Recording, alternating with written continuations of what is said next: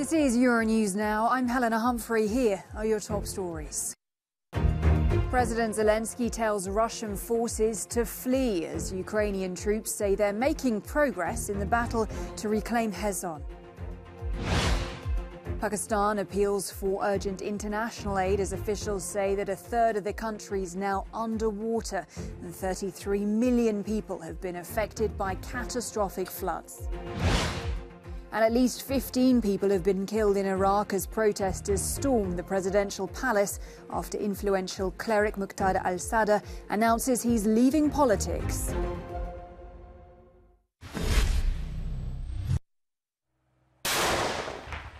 Ukrainian military claims to have broken through Russia's first line of defense in the occupied Kherson region, nearly a day after launching its counter-offensive in the south.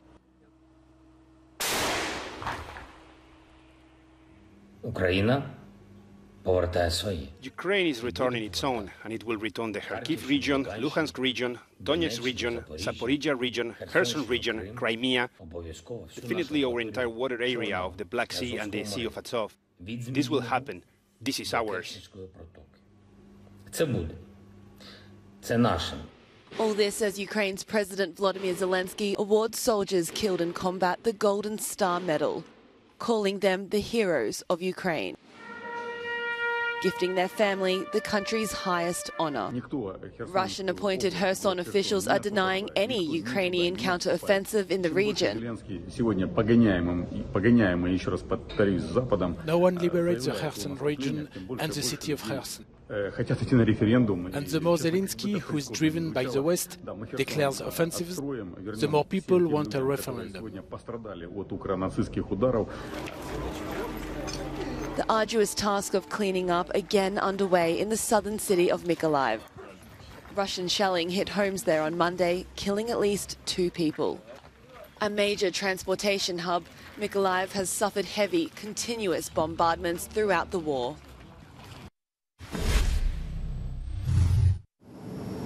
This is Europe's biggest nuclear power plant.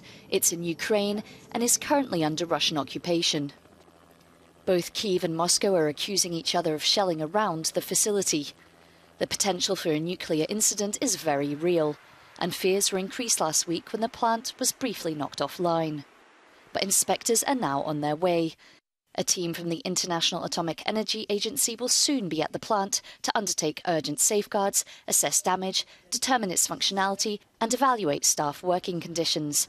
A move welcomed by everyone.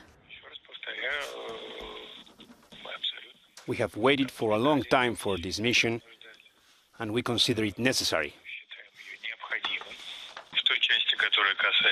Security will be provided to the IAEA mission at the necessary level in the parts of territories under Russian control, considering the risks that consistently prevail there that are related to the ceaseless sharing of the territory by the Ukrainian side. And keeping the plant safe is of international concern. We have a common concern. Firstly, nuclear safety and security shouldn't be compromised in this war, so this mission is important. It must protect this plant and the safety and security of the entire region. Secondly, Ukrainian sovereignty over this nuclear plant must not be disputed. The dangers linked to the plant are so high that officials in the area have begun handing out anti-radiation iodine tablets to nearby residents. Ukraine's Foreign Minister, Dmytro Kuleba, has even described the nuclear watchdog's mission as the hardest in the history of the IAEA.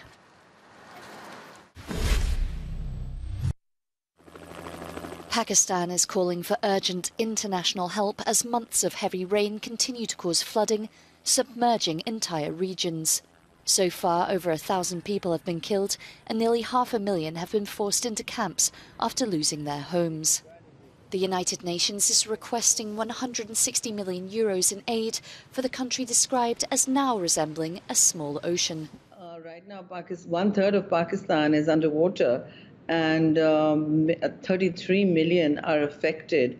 This is a huge humanitarian disaster, and I would call it quite apocalyptic. Many already fear the deadly floods are due to climate change, but scientists say it's yet too early to officially confirm that. Well, this year has been 53 degrees plus the mercury, and we've been the hottest place on the planet. The glaciers burst, the outburst floods came down 3 times as much as they do normally. So we've had just a 300% increase. And what we saw is really the result of glacier melting, is really the result of global warming. So far, the damage is thought to total some 10 billion euros, and the UN is warning that the situation will get worse as the rain is expected to continue. 3.1 million people have also been displaced, and humanitarian organisations are trying to help, but with much of the country's infrastructure destroyed, getting access to many remote areas is proving extremely difficult.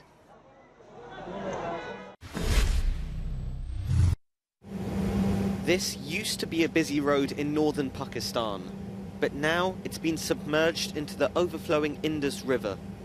Over 1,000 people have died since June due to the weeks of torrential monsoon rains. This is a moment that a boy trapped around raging torrents was rescued by a helicopter. He is one of the lucky ones. A whole third of the country is currently underwater, according to authorities. It's created a homeless crisis as tens of thousands have been forced to flee. We are the residents of the city. It rained a lot here, and the rainwater mixed with sewage and our homes collapsed. So we are wandering around to look for some shelter, as we are now homeless. Given the scale of this disaster, it will take a long time for help to get to everywhere it is needed. The chief executive of Islamic Relief, Wasim Ahmad, has been visiting some of the areas affected, and he told Euronews what he saw. So villagers were showing me they used to have the house there, the children used to play there, their field crops are gone, their livestock's gone. At the moment, the district I visited, Charsada, about 180,000 people displaced, and they are in desperate need of basic necessities such as water, food, and shelter. In an already poor country, reliant on agriculture, there are now fears of outbreaks of waterborne diseases such as dengue fever. Parts of the country will take months to recover.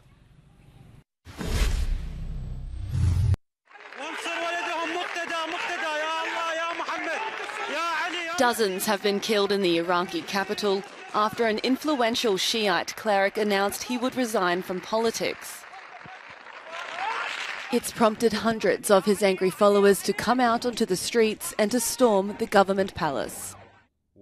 Muqtada al-Sadr announced his decision on Twitter. The 48-year-old has been a dominant figure in Iraqi public and political life for the past 2 decades.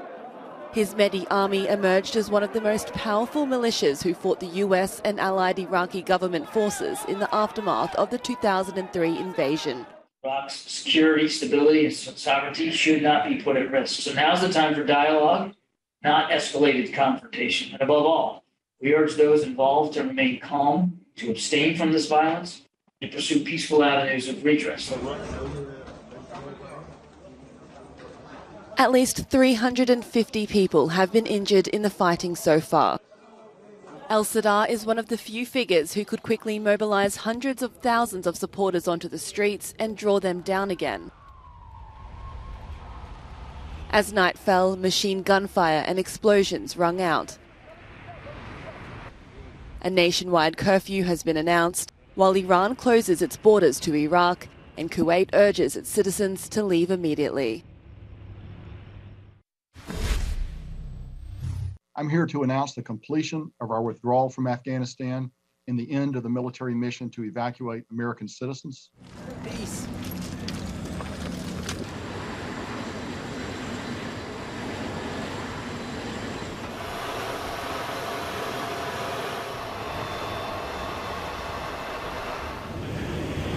All right, break. Get off the air.